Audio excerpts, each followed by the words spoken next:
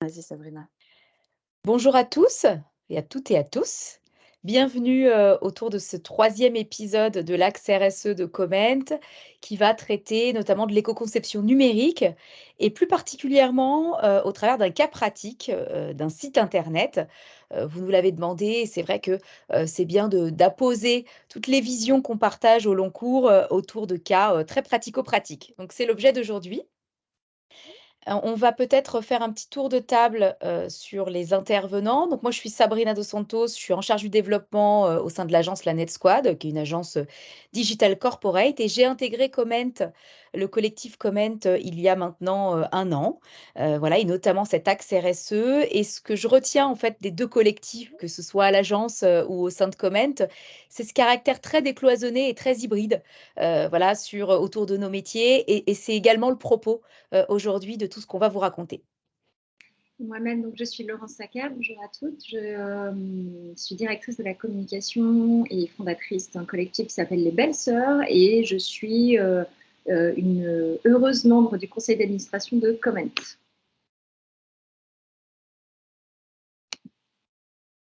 Pour ma part, bonjour, je suis Anne Vin, je suis directrice des stratégies et de la RSE à la Net Squad. C'est moi qui vais vous présenter une partie de cette intervention. Je vais vous présenter la démarche très pratico-pratique qu'on a mise en place à l'agence pour éco-concevoir les sites web qu'on concevait par le passé et que maintenant on éco-conçoit. On a souhaité faire un focus sur la problématique de la mesure de l'éco-conception de ces sites. Et pour ça, on est allé chercher notre camarade et partenaire Christophe, que je vais laisser se présenter.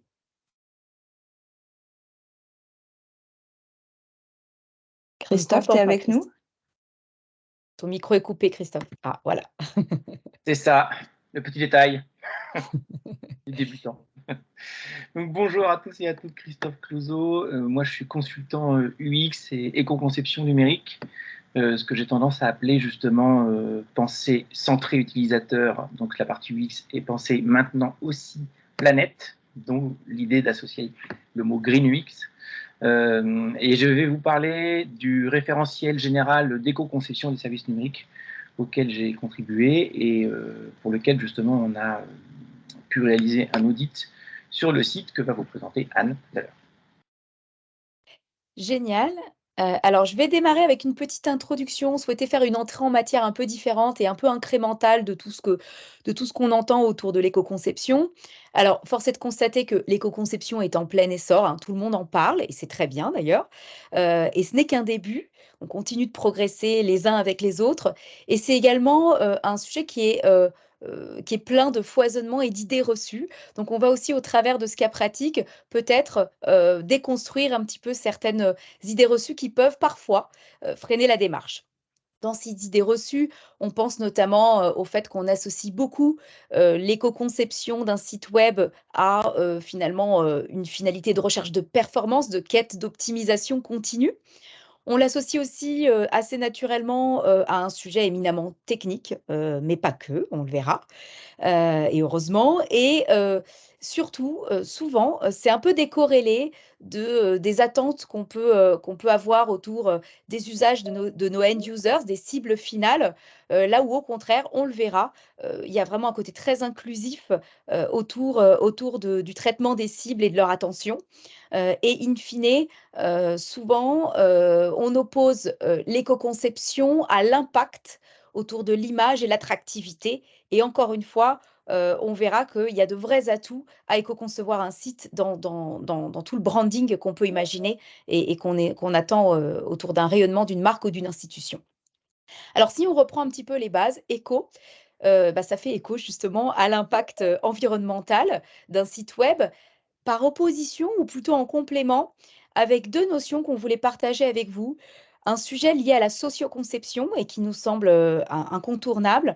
Donc, c'est le fait de prêter attention à l'impact social, à qui a fait le site, et également à son impact sociétal. Pardon. Donc, quels en sont les messages, quelle représentation il véhicule, est-ce qu'on est attentif aux discriminations, est-ce qu'on appose une écriture plus ou moins inclusive, est-ce qu'on fait les bons choix au global, qu'ils soient iconos ou autres. Et c'est également un sujet qui est lié à ce qu'on pourrait nommer la social accessibilité, et c'est le fait de s'assurer qu'un site soit effectivement lisible, accessible de tous, et notamment dans finalement une réalité qui est la nôtre, où les services sont devenus de plus en plus numériques, et où on fait face finalement à un électronisme qui est vraiment présent, et dont les chiffres parlent très fort. Voilà. Donc, c'est quoi le problème de l'environnement et du numérique? On a souhaité s'arrêter sur 2 chiffres clés. 4 de l'empreinte carbone mondiale provient du numérique et devrait passer d'ailleurs à plus de 10 d'ici 2030, selon le Shift Project. Et dans ces 4 on a 75 qui provient de la fabrication du matériel, ordinateurs, téléphones, serveurs, extraction de métaux, etc. Et on a 25 qui concernent son utilisation. Et dans le podium, on a les serveurs, l'hébergement de très loin, et puis tout ce qui est code d'usage des vidéos. On peut aussi s'arrêter sur les équipements. 80 aujourd'hui des équipements qui quittent une entreprise sont en parfait fonctionnement. Et en réalité, ce qu'on veut faire passer comme message, c'est que l'éco-conception vise surtout à éviter l'obsolescence et à lutter contre ce renouvellement de matériel. Et donc, en fait, si on est un peu lucide avec nous-mêmes, quantitativement, éco-concevoir un site n'a pas tant d'impact que ça. Alors, on aura envie de se dire, bah, alors pourquoi c'est important si l'impact est si petit? Et bah, heureusement, fort heureusement, il y a plein d'autres très bonnes raisons, et je pense qu'on va en découvrir au fil du temps davantage, d'éco-concevoir un site, au-delà de l'impact planète, hein, qu'il ne faut pas négliger néanmoins. Il y a toutes les vertus utilisateurs. On parlait tout à l'heure des idées reçues. Finalement, un site plus fluide, un site qui va à l'essentiel, qui se charge plus facilement, répond mieux aux attentes, à la direct response qu'on attend des utilisateurs et de chacun d'entre eux. Donc, c'est aussi prendre le temps de se poser sur chaque utilisateur et de prendre ses besoins primaires en compte. Il y a aussi le fait que ce soit une vraie émulation, et ça vient travailler le vecteur d'appartenance. On parlait tout à l'heure de branding, de corporate branding. Et finalement, quelles que soient vos cibles, qu'elles soient très granulaires, qu'on se parle d'un chercheur, d'une partie prenante experte, ou encore du grand public, d'un candidat ou d'un collaborateur, toutes les actions et les engagements environnementaux d'une entreprise ou d'une institution sont vecteurs à la fois de préférence et également d'énergie et d'émulation. Donc ça, c'est vraiment un atout et un actif assez fort pour une marque et une institution, et une vraie raison de travailler ce volet éco-conception. Et puis, tout bonnement, parce que chaque geste compte, quel qu'il soit, hein. C'est un peu comme trier ses déchets. Ça a son importance.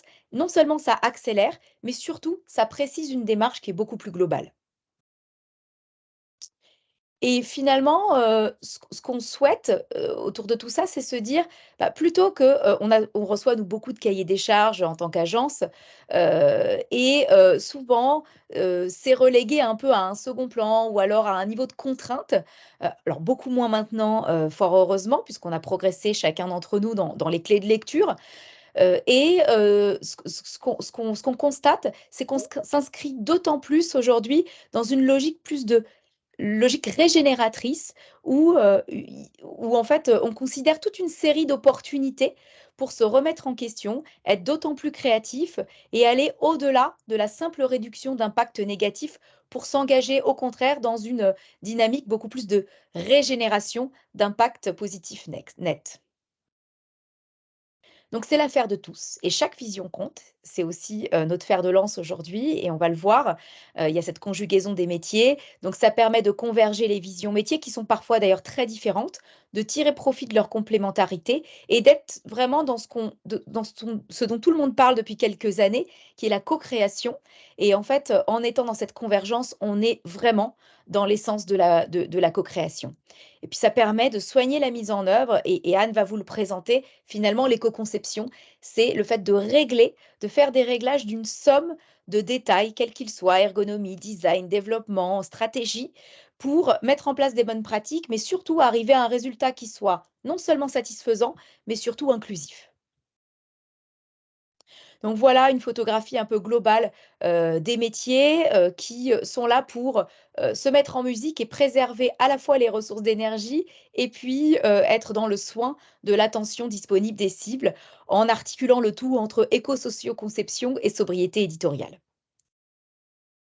Donc très rapidement pour clore et pour qu'on rentre vraiment dans le fond du sujet, finalement, éco-concevoir un site, c'est penser le cycle de vie dès le départ, dans une logique de faire moins mais mieux, d'alléger, d'être aussi dans le travail de la base de votre capital contenu, en l'actualisant si nécessaire, en le mutualisant, en pensant en amont des usages multiples et puis en pensant aussi fin de vie du contenu dès sa conception. Voilà, pour prévoir, des logiques d'archivage tout en restant, pour réduire l'impact carbone, tout en restant, accessible et en conservant, les positions, en termes de SEO. Et voilà, pour l'introduction, je vais passer la main vraiment, au dur du sujet, avec Anne. Alors merci Sabrina. On va passer à la pratique. Comment on fait concrètement pour éco-concevoir un site? Alors, 1re chose, si vous avez des questions, n'hésitez pas à m'en faire part parce que, là, ce que je vais vous présenter, c'est une méthodologie, on va dire, maison qu'on a mise en place, à la Net Squad. Il y a des choix qu'on a fait de mettre l'accent sur certaines choses et moins sur d'autres, des choix qui sont discutables, hein, il y a pas une manière d'éco-concevoir, donc c'est à discuter et c'est certainement à questionner. Donc je suis preneuse de vos questions. Et puis, autre mise en garde, on va rentrer vraiment là, on va ouvrir le capot, on va rentrer dans le travail de, comment est-ce qu'on fait un site? Donc, pour ma part, moi, je suis plutôt sur le volet stratégie éditoriale, donc il y a certaines choses qui sont, sur le pendant peut-être, UX et technique qui sont pas de mon ressort et j'invite Christophe à me compléter si certaines choses, ne sont pas claires ou insuffisamment claires pour vous. J'espère qu'elles le seront, et je serai heureuse de prolonger la discussion, avec chacun d'entre vous par la suite si besoin est. Alors, la philosophie, quand on se lance dans une démarche d'éco-conception, 1re chose, c'est, si vous travaillez sur des problématiques de RSE, vous êtes certainement familier avec cette philosophie éviter, réduire, compenser. Alors, l'éco-conception se concentre surtout sur les 2 premiers volets, éviter et réduire. Éviter évidemment tout ce qui est inutile en termes de fonctionnalité et de contenu, quitte à, abandonner, refuser certaines choses très concrètement. Et réduire, bah, là, ça va être la logique de, bah, tout ce qu'on n'a pas pu éviter, on va essayer de faire en sorte que ça soit le plus léger possible. Et donc, l'exemple emblématique, c'est les images. Si je ne peux pas éviter de mettre, des images sur mon site, ce qui se justifie dans beaucoup de cas, bah, je vais essayer de réduire le poids, pour limiter l'empreinte globale de mon site. Bon, compenser, la logique, si on l'applique à de l'éco-conception, ça va être de se dire: «Bon, bah, je vais mesurer l'empreinte carbone de mon site et je vais planter des arbres pour compenser». Mais on sait que cette logique a un certain nombre de limites du point de vue planétaire, donc c'est pour ça que je ne m'étends pas dessus et surtout parce qu'elle est pas très pertinente dans la manière dont on va aborder, bah, le volet, travail de création d'un site. Alors, méthodologie, heu, en gros, l'idée, c'est de se dire: «On va reprendre toutes les phases du projet, enfin, de conception classique d'un site», donc cadrage, stratégie, UX, UI, contenu, webmastering et cetera, et on va, à chacune de ces phases, appliquer un certain nombre de pratiques. On s'est doté d'un certain nombre de pratiques et dans chacune de ces phases, on va noter si, quelles sont les pratiques qu'on a mises en place, si oui, enfin, quelles sont les pratiques et comment, enfin, lesquelles on a appliquées, comment, quel poids ça a impliqué et en fait, dans chacune de ces étapes, ben, on va suivre, ces bonnes pratiques et au final, on aura un bilan, de toutes les actions qui ont été mises en place. Et pour pouvoir, bah, piloter cette démarche et mesurer ce bilan in fine, on a besoin d'un référent. Un référent côté agence et un référent côté client qui vont main dans la main à chaque point de passage en fait de conception d'un site puisque évidemment que, il y a une validation, même dans une, dans une méthodologie classique, il y a des étapes de validation, de l'arborescence, des maquettes, et cetera, et cetera. Et bah, là, ces moments-là, ça va être le moment où on va aussi, prendre du recul pour se dire: «Bon, bah, qu'est-ce qu'on a mis en place du point de vue de l'éco-conception? Est-ce que c'est suffisant? Est-ce que ça répond aux KPI qu'on s'est fixés initialement?» et cetera, et cetera.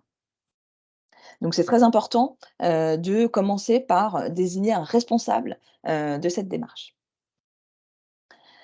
Alors, on rentre dans le vif du sujet. Qu'est-ce qu'on peut mettre en place, en phase de cadrage pour éco-concevoir un site? Alors la première question, qui est une question centrale, qu'il faut se poser, c'est: «Est-ce qu'on a vraiment besoin d'un site?» C'est-à-dire qu'aujourd'hui, ce qu'on constate, c'est que, il y a beaucoup de sites qui pourraient ne pas exister. Quand je dis ne pas exister, j'exagère un peu, mais c'est-à-dire que, il y a parfois une facilité du point de vue de la communication à se dire: «Bah, on va faire un site pour, valoriser tel ou tel événement», là où, on pourrait, se contenter et certainement être beaucoup plus efficace du point de vue utilisateur de, bah, créer l'événement sur LinkedIn, créer une brochure, print qui sera distribuée, dans tel événement qui a du sens par rapport à celui que vous allez créer, et cetera, et cetera. Donc, là, je mets un peu les pieds dans le plat, volontairement, mais c'est néanmoins une question importante, de se dire que ne pas céder à la facilité de: «Bah, je vais faire un site pour parler de mon projet, de mon événement», parce que souvent, du point de vue utilisateur, il y a moyen de faire autrement, et ça, c'est vraiment le 1er pas, à franchir, pour mettre en place une démarche d'éco-conception. Deuxième chose en phase de cadrage, c'est, a-t-on besoin d'un CMS?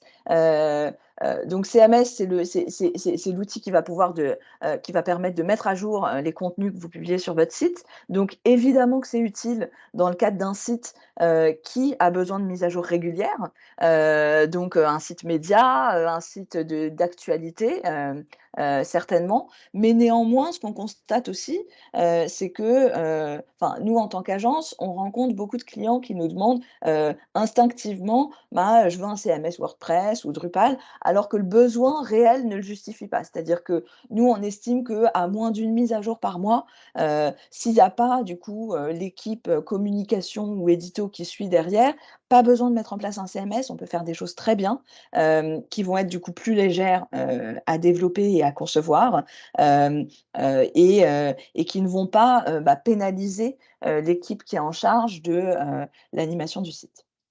Et enfin, dernier point, la question de l'hébergement. Alors là, on pourrait en parler pendant très longtemps, mais pour faire simple, il y a certains hébergeurs qui c'est difficile d'évaluer, l'impact environnemental de l'hébergement parce qu'il y a plein de choses qui sont liées au serveur, la fabrication, la climatisation, et cetera, et cetera. Mais globalement, nous, on travaille avec 2 acteurs qui sont assez avancés en matière de réduction de leur empreinte environnementale et qui sont Plateforme SH et Planet Hoster. 2e phase de stratégie, les questions qu'il va falloir se poser en amont. Et là, vous allez voir que finalement, c'est très proche, des questions qu'on se pose dans une méthodologie classique, centrée utilisateur. Et en fait, c'est ce que disait Sabrina en introduction. Ce qu'on réalise quand on fait de l'éco-conception, c'est que finalement, l'éco-conception est une manière d'être réellement user-centrique. Le fait de se dire, on veut faire du bien à la planète, on veut éco-concevoir notre site, bah, en fait, nous fait appliquer les bonnes pratiques du X qu'on avait un peu oubliées, dans le flux de nos besoins de communication et qui sont de se dire, bah, qui sont nos cibles? Quels sont leurs vrais besoins? Et comment est-ce que je vais faire pour y répondre? Hem, donc là, ça veut dire, encore une fois, choisir, c'est renoncer. Ça veut dire, bah, en fait, peut-être que je pourrais pas traiter, 8 cibles sur un seul site, et peut-être qu'il faut que je fasse des choix. Donc je vais avoir une seule cible prioritaire et 3 secondaires maximum.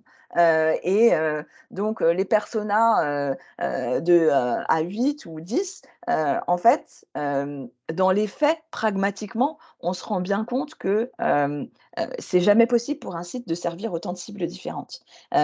Donc finalement, là, c'est une question qu'on se pose dans le cadre d'une démarche d'éco-conception, mais qui sert notre besoin de réaliser des sites user-centriques. Donc c'est vraiment la convergence de ces deux logiques et du point de vue des concepteurs de sites, c'est une excellente nouvelle.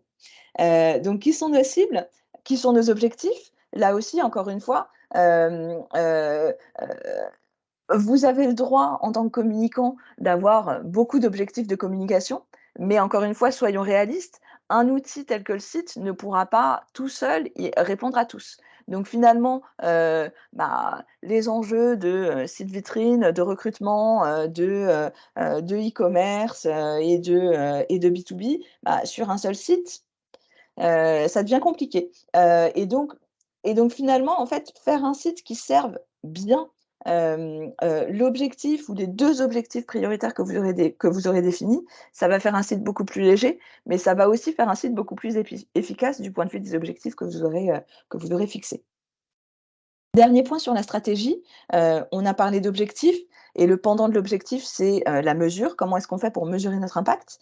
Donc il s'agit, dès la phase de stratégie, de se dire: «OK, j'ai défini mes objectifs, comment est-ce que je les mesure?» Et bien souvent, quand on s'attache à définir un indicateur de mesure, ça nous permet de rationaliser, de réduire et d'affiner nos objectifs. Parce que souvent, on a des objectifs, mais on n'a pas vraiment d'indicateur de mesure et ça, c'est la preuve que, c'est pas un vrai objectif. Donc voilà, on va définir un indicateur de mesure de l'impact environnemental du futur site.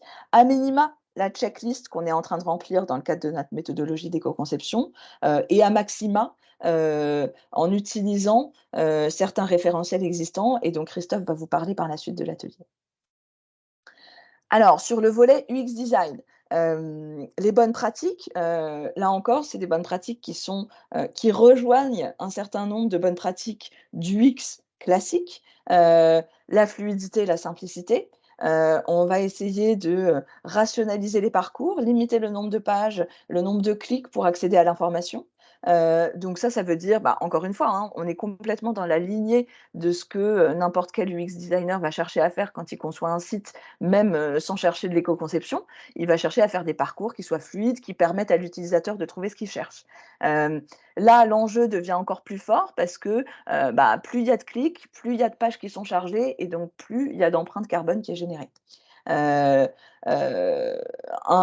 une autre bonne pratique, c'est évidemment de concevoir en mobile first. Là, encore une fois, c'est une bonne pratique générale de conception de services numériques parce que ça permet d'alléger, de rationaliser les parcours et c'est souvent très efficace. Donc on ne peut que vous le recommander.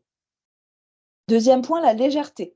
Donc là, encore une fois qu'on a fait des parcours qui sont fluides et simples, comment est-ce qu'on fait pour limiter les médias qui pèsent lourd? Donc les vidéos, évidemment, mais aussi les images.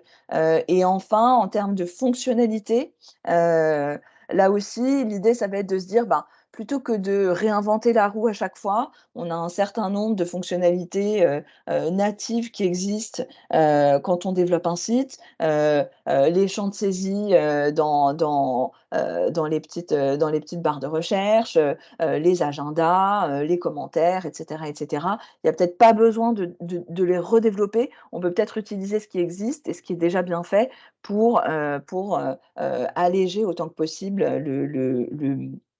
le poids global de votre site. Dernier axe côté UX, on a l'utilité, et donc là, ça va être de se dire, on va chercher, encore une fois, à rattacher aux besoins réels de vos utilisateurs, des fonctionnalités qui répondent aux besoins de vos utilisateurs. Il y a pas une fonctionnalité qui est inutile dans l'absolu. Dans certains cas de figure, dans certains cas de figure, toute fonctionnalité se justifie. Donc le premier point, c'est vraiment de se dire, de quoi j'ai besoin? Est-ce que cette fonctionnalité, elle répond à un besoin réel et identifié d'un utilisateur, qui se rend vraiment sur mon site? Et le deuxième point, et ça, c'est un peu la liste que je vous ai mise là, il n'y a pas de fonctionnalité inutile dans l'absolu, mais il y en a certaines qui sont, qui sont quand même souvent demandées sans réel besoin identifié et qui sont, on le sait, énergivores. Les fonctionnalités de partage sur les réseaux sociaux, les carousels, les vidéos pleine page, les vidéos qui se lancent en autoplay, etc. Les commentaires en fin d'article. Là, encore une fois, c'est des choses qui sont souvent demandées par défaut, sans réellement se demander, ben, est-ce que j'ai besoin d'un commentaire en fin d'article si je suis un site de marque? Bah, certainement pas forcément. Les commentaires, c'est peut-être plus utile sur un site de médias ou sur un site qui se veut un forum de discussion. Si je suis sur un site de communication de marque, la marque veut raconter une histoire, bon, bah, ouvrir les commentaires, oui, on peut se dire que c'est dans une logique d'ouverture et d'interaction, mais en fait, dans les faits, vous aurez très peu de commentaires et mieux vaut se passer de cette fonctionnalité parce qu'elle ne sert pas l'objectif que vous avez donné à votre site, qui est avant tout d'être un site vitrine qui raconte votre marque. Voilà, bon, je schématise un peu, mais c'est juste pour vous dire que voilà, en agence, on rencontre souvent ce cas de figure où on nous demande des choses par défaut, parce que ça fait partie des standards qui ont été mis en place un peu, ces 10-15 dernières années, la démarche d'éco-conception vise à mettre en question, ces standards-là. Tout comme on met en question, l'emballage des produits que vous achetez en supermarché. Je peux rebondir, Anne, sur ce que tu dis? Ouais, bien sûr. Juste pour rebondir dessus. Attendez, je vais quand même activer la caméra. Je la coupe quand je prends pas la parole, ce qui fait gagner de la bande passante. Non, ce que je voulais dire, c'est que effectivement, dans la démarche d'éco-conception, ce que tu précises là, c'est important. On n'a jamais une interdiction de faire quelque chose, en fait. On ne s'interdit rien. Par contre, ce que tu dis là, justement, c'est qu'on remet toujours en question. Est-ce qu'on a besoin, effectivement, d'un service tiers qui nous permet de partager nos informations, donc vers des services souvent plutôt orientés GAFAM? Est-ce qu'on a besoin de mettre un carrousel, puisque ça implique des animations, ça implique donc du coup du JavaScript, des bibliothèques qu'on embarque, du calcul qui est fait côté de nos équipements? Est-ce qu'on a besoin de mettre des vidéos? Et peut-être que oui, et peut-être que non en fait, mais ça dépend du contenu de la vidéo. Donc ça, c'était vraiment les prémices de ce que tu disais, la réflexion contenu.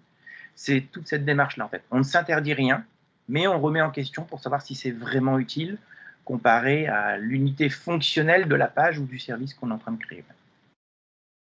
Ouais, et souvent, le fait de poser des questions, ça permet de trouver de meilleures solutions finalement.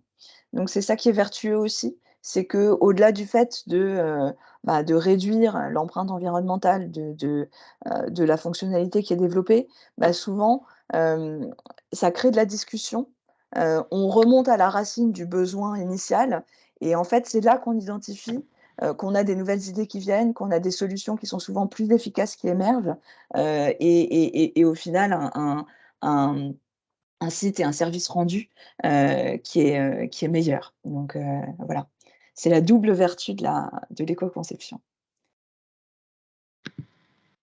En UI, on a des bonnes pratiques qui sont peut-être un peu plus calibrées. Là aussi, encore une fois, il y a pas, une règle absolue, mais il y a un certain nombre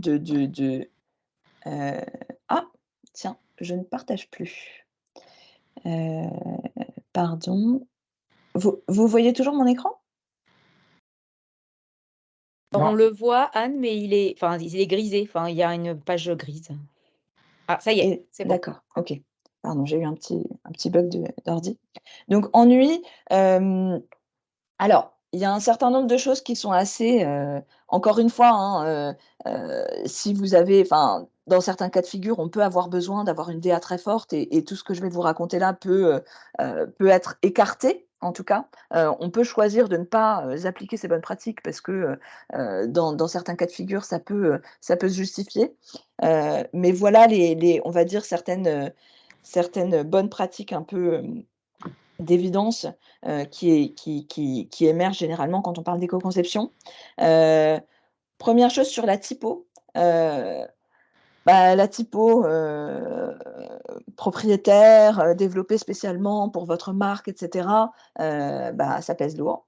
Donc, on va préférer des polices standards.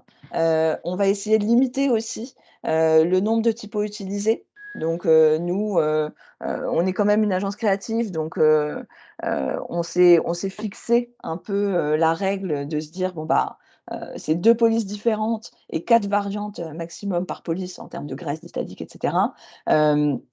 Ça permet quand même d'avoir un terrain de jeu suffisamment ouvert pour exprimer votre identité. Et dernière chose, on sait que dans certains cas de figure, on appelle par défaut l'intégralité des caractères qui sont compris par la typo. Ça, c'est aussi quelque chose dont on peut se passer. On n'a peut-être pas besoin de tous les caractères en cyrillique, etc., que vous allez finalement très peu utiliser sur votre site. Voilà. Ensuite, sur la partie visuelle, heu bon, je vous montrerai des exemples de ce qu'on peut faire un peu plus loin, mais juste pour vous dire, globalement, on préfère les illustrations aux photos parce que ça pèse moins lourd. On essaye de redimensionner les images. On n'a pas forcément besoin de les mettre toutes en pleine page. On peut aussi mettre des images de manière un peu plus réduite. Les images qu'on met, on peut aussi les compresser, parce que finalement, si on imagine le contexte de visualisation de votre image, souvent on est sur mobile, donc l'image est petite, donc elle n'a pas besoin d'être en méga HD. Et on choisit le bon format d'image et là, il y a un certain nombre d'outils, notamment lors de la contribution, qui vous permettent de choisir le bon format, celui qui pèsera le moins quand il s'affichera sur votre site. En termes de couleurs, alors le noir et blanc ou la bichromie, si on peut l'utiliser, c'est bien. C'est sûr que ça pèse moins lourd que l'intégralité de la palette de couleurs. Après, encore une fois, voilà, tous les sites ne se prêtent pas, à l'utilisation du noir et blanc ou de la bichromie. Donc, voilà, on vous liste la palette des choses qu'on peut faire en DA, et ensuite charge, aux graphistes et aux porteurs de projet de trouver la bonne solution dans son contexte prédéfini. Idem sur les modes nuit sombre, ça se justifie dans certains cas, moins dans d'autres, donc c'est des choses qu'il faut réfléchir en contexte.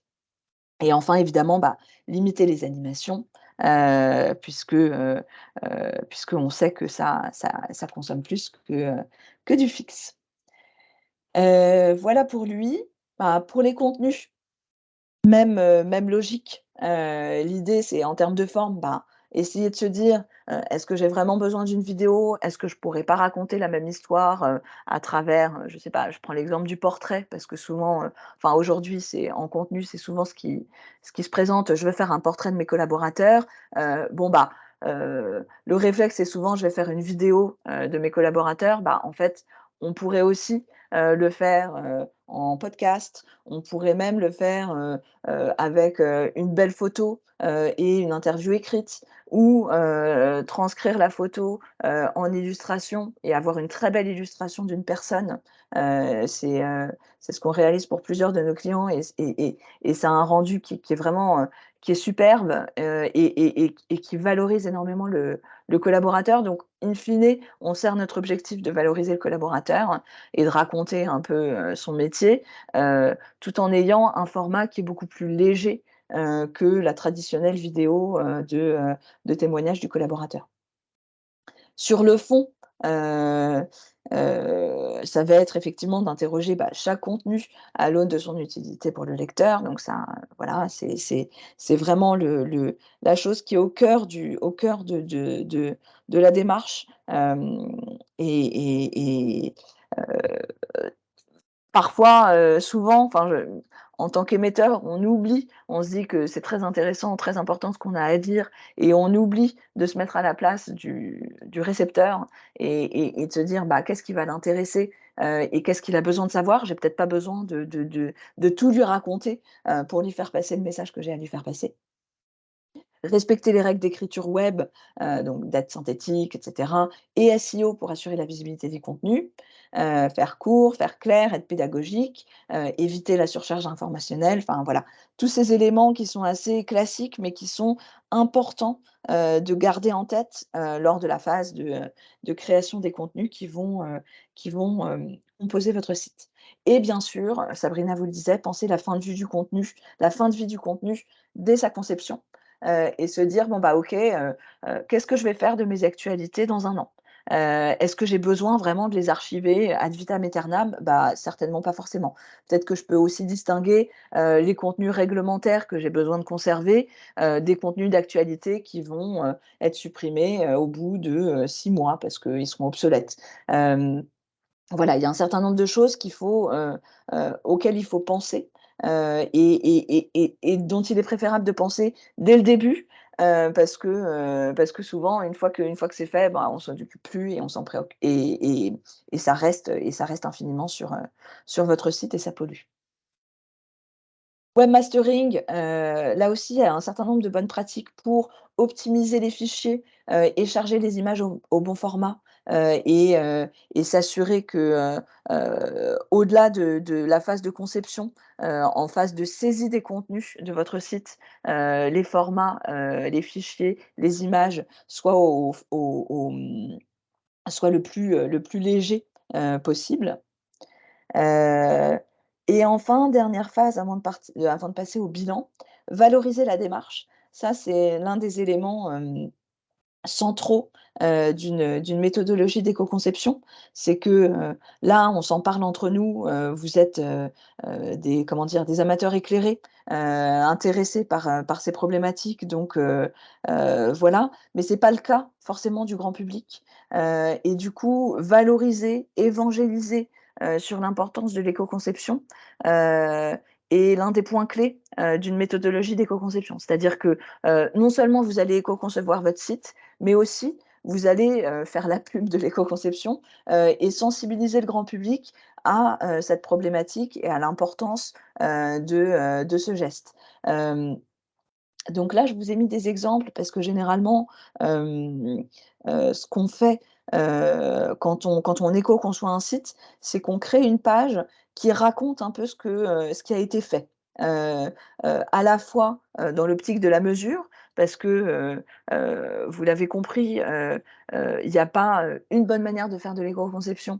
Donc en fait, il s'agit d'expliquer, quelle a été votre démarche, quels sont les choix que vous avez faits et pourquoi vous les avez faits et enfin, vos choix, ils se justifient, mais toute la question est de pouvoir les raconter, et de pouvoir les justifier, et surtout d'identifier, bah, vos marges de progression. C'est-à-dire que vous allez pouvoir raconter dans cette page, bah, par exemple, on a choisi d'utiliser de la photo, mais d'appliquer un filtre, qui va changer les couleurs, de la photo et qui va les faire passer en bichromie parce que c'est plus léger. Et peut-être que, demain, on pourrait imaginer de remplacer toutes les photos par de l'illustration. Mais on n'a pas eu le temps de le faire, pour, la V1 de notre site parce que pour des raisons budgétaires ou des raisons de timing, par exemple. Bon, je schématise un peu, mais globalement, l'idée de cette page-là, de valoriser la démarche, c'est de raconter tout ça, de raconter les coulisses de l'éco-conception, ce qui va permettre, aux autres acteurs qui vont se rendre sur votre site de comprendre votre intention et puis de s'en inspirer pour se l'appliquer à soi-même. Parce que c'est vraiment l'idée, c'est de faire des petits. Donc voilà, d'où l'importance de cette phase de valorisation de la démarche, hem et aussi, du fait de documenter tout ce que vous faites, parce que c'est la documentation de votre méthodologie qui va, servir cette phase de valorisation. Et dernier point sur lequel je ne m'étends pas parce que, c'est quelque chose dont Christophe va vous parler, le bilan et la mesure. Donc vraiment évaluer que, votre site est bien compatible avec, du bas débit, du matériel ancien et cetera et cetera. Heu dans le cadre de ce bilan de votre démarche que vous allez mener, sur la base donc de cette checklist, mais aussi pourquoi pas sur la base d'un référentiel ou d'un outil de mesure, que, vous auriez défini en amont et dont Christophe va vous expliquer, les tenants et les aboutissants. Alors, avant de développer cette partie mesure, je voudrais faire un petit pas de côté pour vous présenter un cas pratique qui est le cas du site adem.fr qu'on a réalisé l'an dernier et pour lequel on a reçu un prix, le prix de c'était quoi Sabrina? Rappelle-moi, c'était stratégie d'engagement? Oui, c'était ça. Ouais. Oui, c'est ça, Stratégie d'engagement, stratégie d'engagement, donc voilà, qui a récompensé la démarche d'éco-conception qui a été menée et dont, la mesure a été réalisée par notre camarade, Christophe, de chez Temesis. Hem, donc adem.fr, vous connaissez tous, l'ADEME, l'objectif de la refonte de son site, institutionnel, c'était, évidemment d'être exemplaire. Quand on est l'ADEME, on ne peut pas, ne pas éco-concevoir son site. Hem, et donc, mais en plus de ça, il y avait aussi on était dans ça s'inscrivait dans un contexte de nouveau positionnement. Heu L'ADEME est devenue l'agence de la transition écologique, avec un positionnement beaucoup plus grand public et donc la refonte de son site vitrine s'inscrivait dans ce cadre. Donc nous, ce qu'on a mené, c'est une démarche à la fois d'éco-conception et d'accessibilité. Heu, donc l'éco-conception, a été auditée, selon, le référentiel, général d'éco-conception de services numériques, qui est donc le référentiel, un peu, le plus, comment dire? Le plus abouti aujourd'hui, en matière de bonnes pratiques d'éco-conception. Et donc, l'audit a donc été mené par une agence externe, qui était Temesis et c'est comme ça qu'on s'est rencontrés, heu pour, justement garantir l'impartialité. Parce que comme vous l'avez vu, l'éco-conception, il y a pas une bonne ou une mauvaise manière de faire, c'est pas, oui ou non, c'est, des choix. Donc pour auditer une démarche de ce type-là, il faut, un tiers externe de confiance et impartial qui puisse dire: «Bon, bah, dans le contexte donné, le choix, qui a été fait est un bon choix ou pas. Donc d'où l'importance, encore une fois, quand on veut, auditer, un site en matière d'éco-conception, de faire appel à quelqu'un d'extérieur pour garantir la solidité, du résultat. Et idem en matière d'accessibilité, il y avait un fort enjeu pour l'ADEME de faire un site qui soit, très accessible, et donc là aussi, c'est quelque chose qu'on a mené à bien puisqu'on a eu un très bon taux de conformité. Alors, on est allé extraire un petit verbatim de Valérie Martin qui est, la chef du service mobilisation citoyenne et médias de l'ADEME et qui était, à la tête du projet de refonte du site. Hem Pour vous raconter un peu son point de vue initial, bah, l'idée c'était évidemment, compte tenu, de l'empreinte carbone des services numériques, il n'est pas question, de ne pas faire notre part pour réduire cet impact. Hem, En tant que communicant, il y a aussi un enjeu, au-delà de l'éco-conception en elle-même, à, se mettre au service de la transition écologique, en construisant de nouveaux imaginaires et c'était aussi l'objectif de ce site. C'est-à-dire qu'il ne s'agissait pas seulement de faire un site léger, mais de faire aussi un site hem, qui soit attractif. Parce que, tout l'enjeu de la transition écologique, c'est aussi de se dire: «On va construire un futur qui soit durable, mais aussi désirable». Donc rien ne sert de faire un site super light, mais qui donne pas du tout envie. Donc c'était un peu le défi de cette refonte, c'était de faire un site éco-conçu et qui soit vitrine. Et c'est en ça que ça a été un projet particulièrement intéressant pour nous en tant qu'agence, c'est on était face à un annonceur qui nous a poussés parce qu'il souhaitait être précurseur, sur notre manière de travailler, et clairement ça nous a fait franchir un cap, parce que ça nous a formés d'une certaine manière et ça nous a, créé des nouvelles exigences, des nouveaux standards, en fait, dans notre manière de travailler. C'est à l'issue de ce projet, qu'on a pu définir cette méthodologie que je vous ai présentée. Et donc ça a été vraiment un moment clé, pour notre vie d'agence.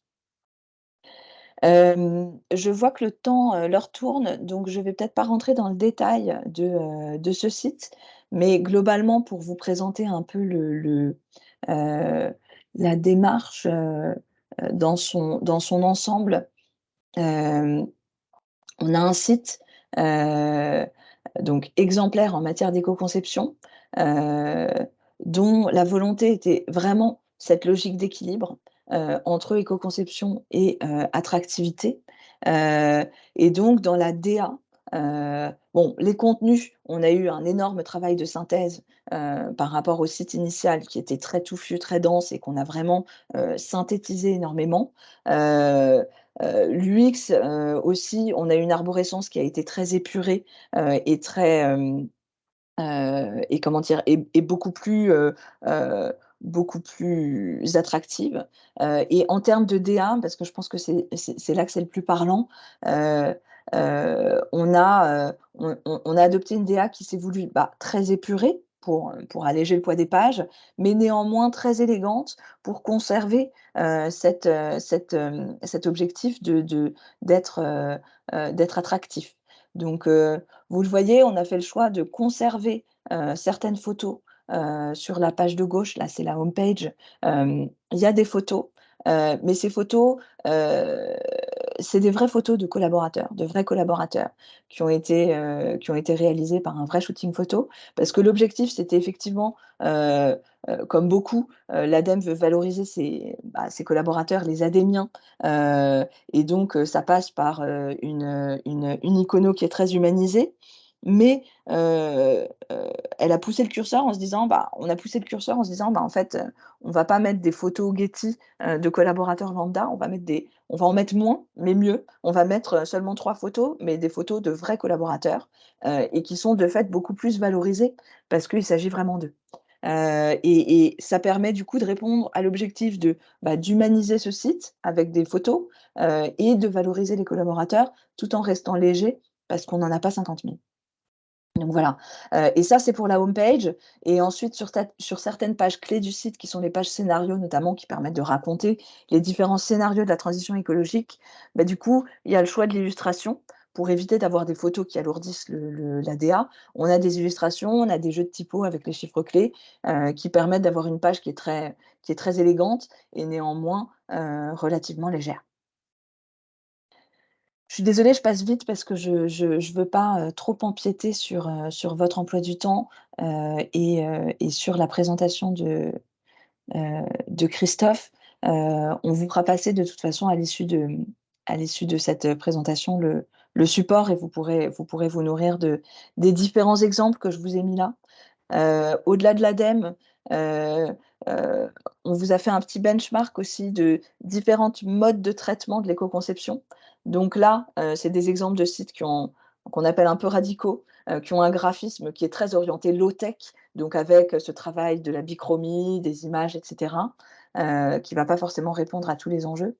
Heu, Là, c'est des exemples de sites qui posent beaucoup de questions chez nous, qui mettent en place une fonction, activer, inactiver, l'éco-conception. Et donc il y a un bouton, et qui permet de faire passer le site en mode éco-conçu ou pas. Donc parfois on a des images et quand on passe en mode éco, on n'en a plus. Donc voilà, c'est un c'est une manière de faire qui est intéressante, qui pose question du point de vue de la démarche, mais qui, en tout cas, qui mérite le détour. Heu, Ici, des exemples de concepts graphiques, donc avec des sites qui ont très peu d'images, mais qui ont un vrai traité, une vraie utilisation de la typo qui permet d'aller loin dans un site qui est vraiment, pardon, qui a une DA très impactante, mais néanmoins sans utiliser d'images. Et ici, des sites qui utilisent uniquement l'illustration, aucune photo, pour un rendu qui est très vivant, hem et pour vous montrer justement que, bah, c'est possible de faire de l'éco-conception avec de l'image. Et enfin, je vais peut-être laisser la parole à Laurence pour présenter la REP. Est-ce qui te permet de boire un petit verre d'eau, Anne? et de reprendre le souffle. Oui, très rapidement, on voulait mettre en avant aussi le site éco-conçu d'Arep qui a reçu le Grand Prix Comment en 2023. C'est un site qui n'est pas radical dans sa façon d'être éco-conçu, mais qui est le résultat de toute une série d'arbitrages, comme le disait aussi Sabrina en introduction. Hein. C'est une somme de petites décisions qui nous permettent d'arriver à une solution qui nous convient. Chez Arep, nous, on avait un sujet, c'est que on voulait toucher une cible en particulier qui n'est pas forcément sur les réseaux sociaux, malgré le fait que sur les réseaux sociaux, on ait une très très grande audience.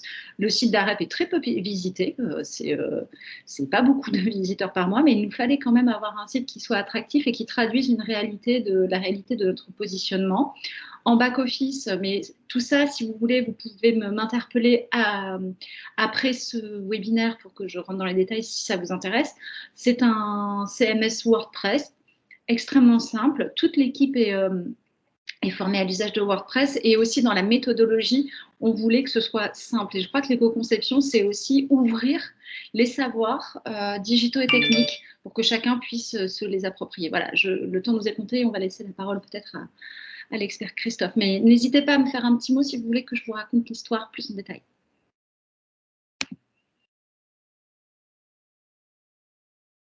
Du coup, je laisse la parole à... Voilà. Je prends la main, ça, pour partager.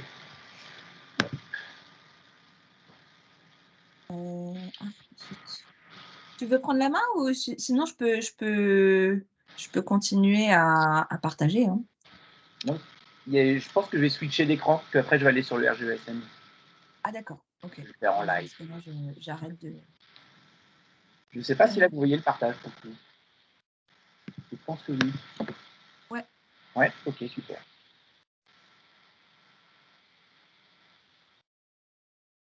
Alors j'interviens moi sur la partie mesure et sur la partie référentielle.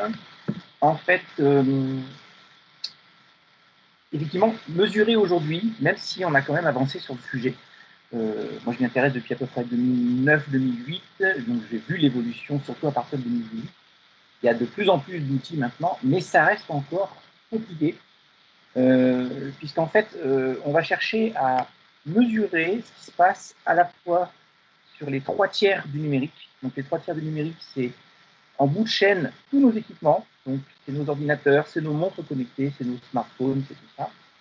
À l'opposé, vous avez toute la partie hébergement, data center, centre de calcul, et entre les deux, tous les réseaux de communication pour acheminer la donnée de l'hébergeur jusqu'à nos équipements quand on le demande. Donc, typiquement, c'est les câbles sous-marins, c'est les satellites, c'est les bornes de relais au bout de votre rue, c'est tout ça. C'est jusqu'à ce que ça arrive à votre box.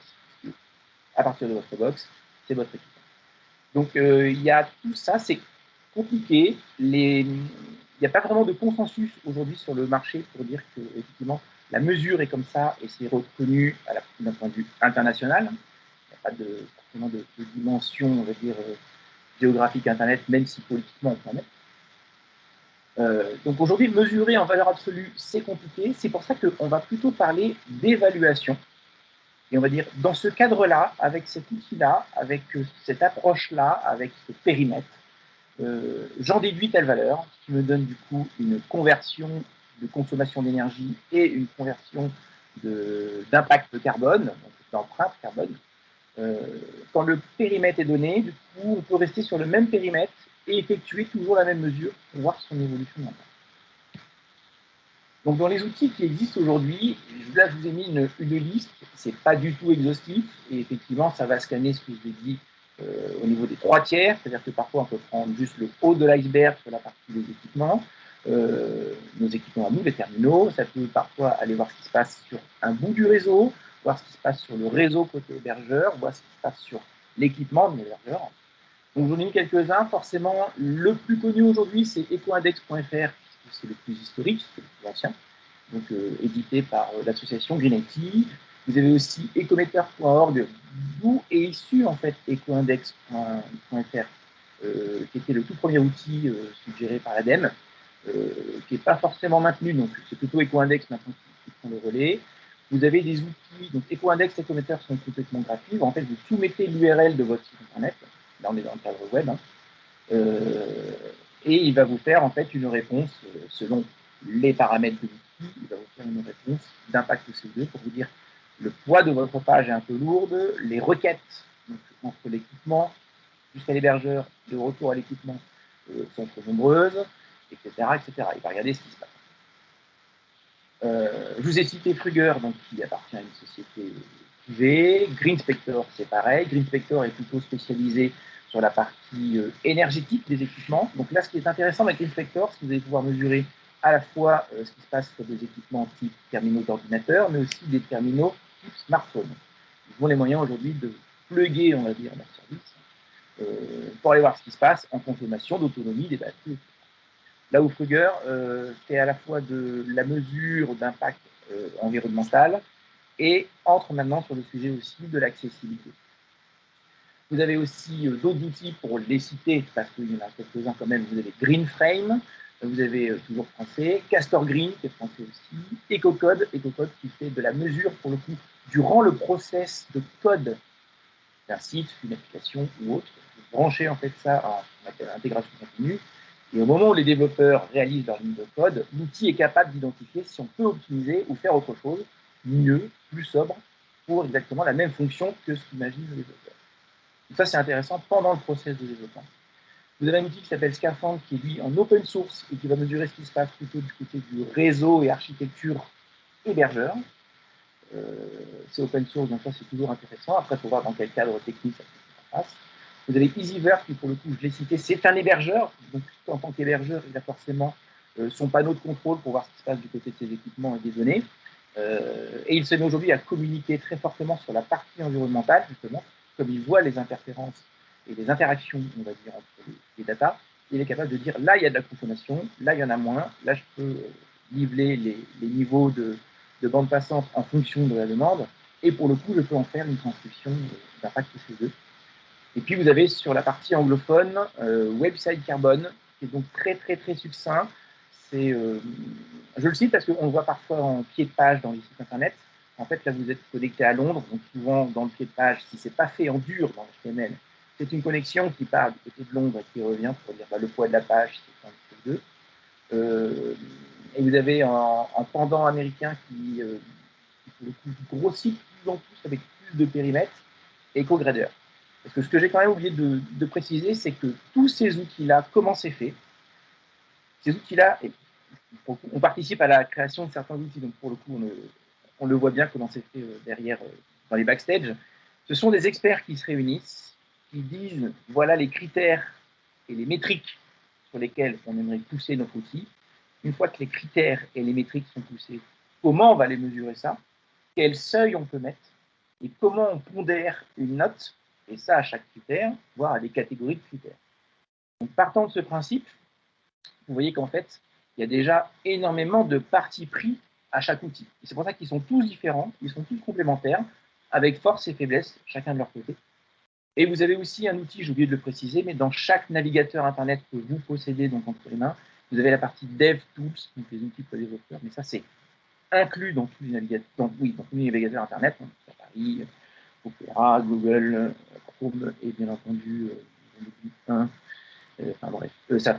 Firefox, voilà. Donc ils sont tous dedans et vous pouvez aller voir pour le coup ce qui se passe du côté du navigateur avec la donnée que lui a. Et cela, cette fois-ci, ce sont des données brutes.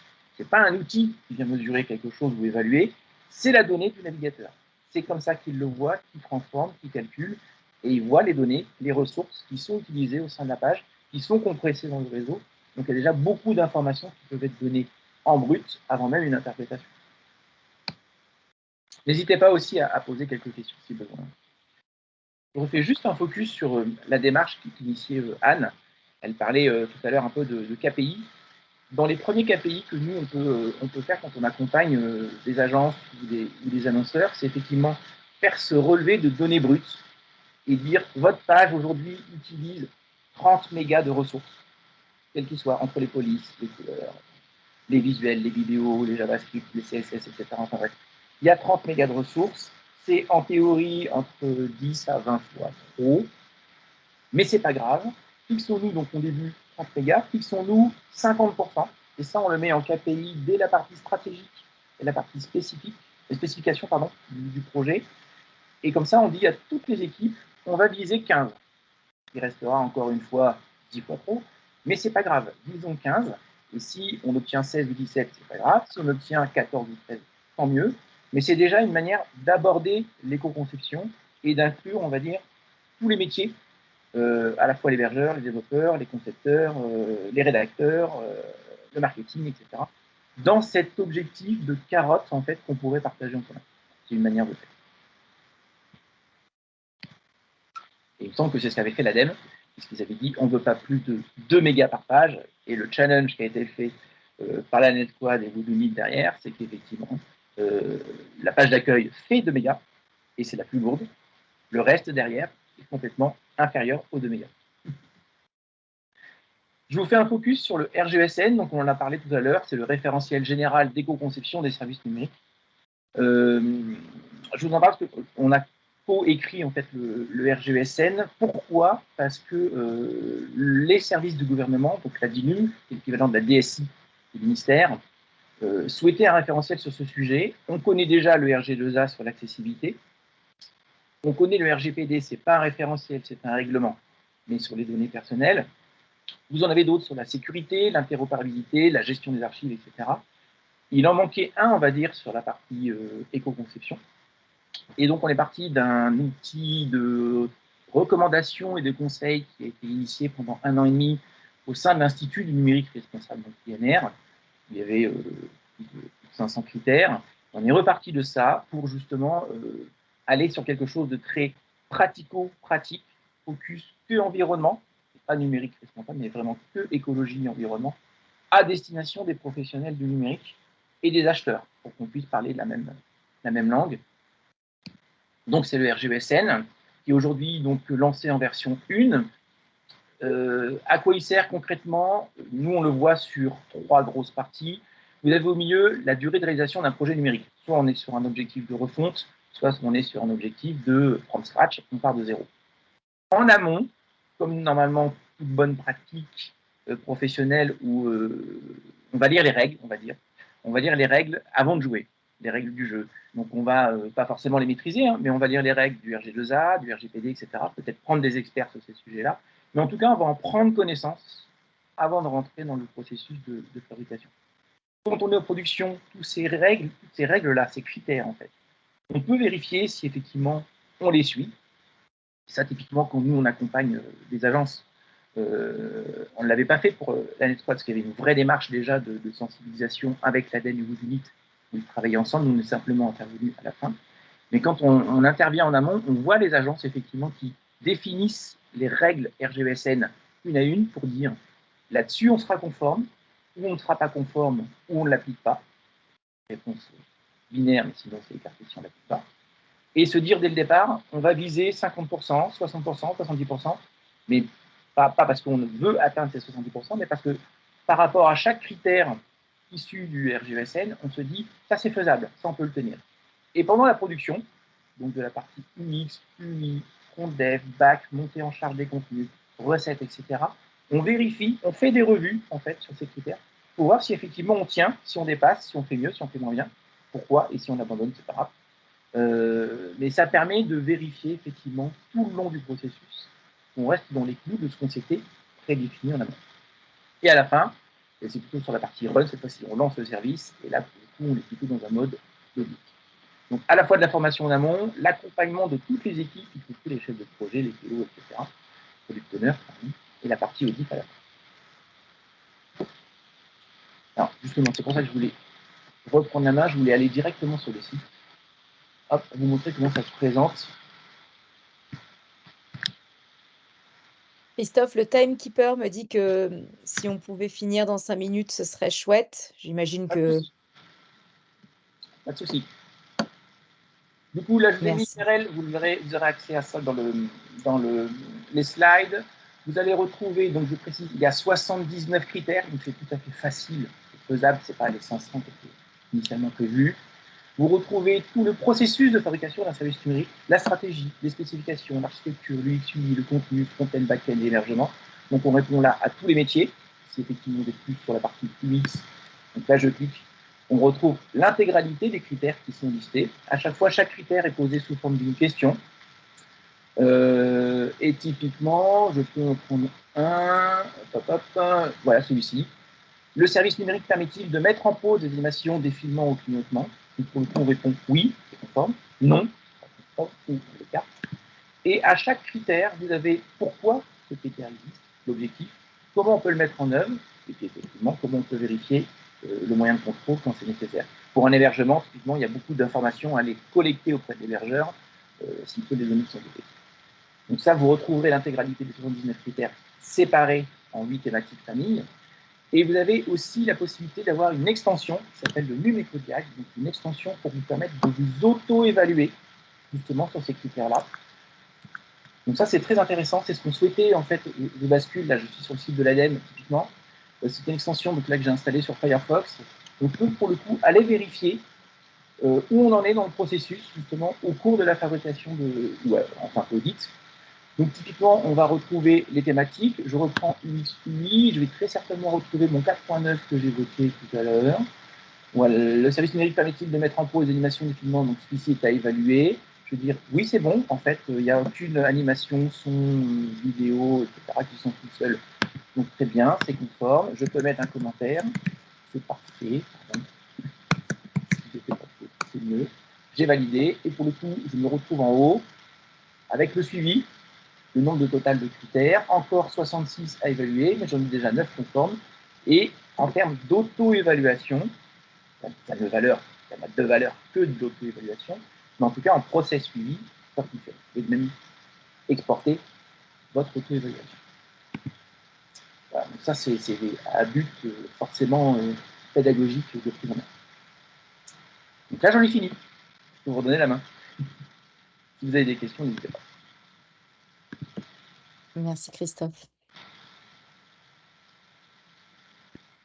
Bien, merci à tous. Si vous avez des... Alors, sur le support, on va vous le partager bien évidemment. Il y a des choses qu'on comptait vous partager aujourd'hui, puis faute de temps, hein, on est un peu bavard, on n'a pas pu aller dans le détail de tout. On l'a un peu conçu comme un support un peu pratico-pratique, hein, lui aussi, avec un certain nombre de liens et d'outils, un peu au fil de boîte à outils pour que vous puissiez aller piocher dedans. Et on reste chacun d'entre nous disponible, bien entendu, pour répondre à vos questions au cas par cas. Il y en a pas mal qui ont été posées là dans le chat et plus ou moins répondu. Voilà, donc j'espère que ça vous a plu. Et puis à bientôt pour les prochaines interventions. Bonne journée à tous. Bonne journée. Bonne journée. Bonne journée, au plaisir. Au revoir.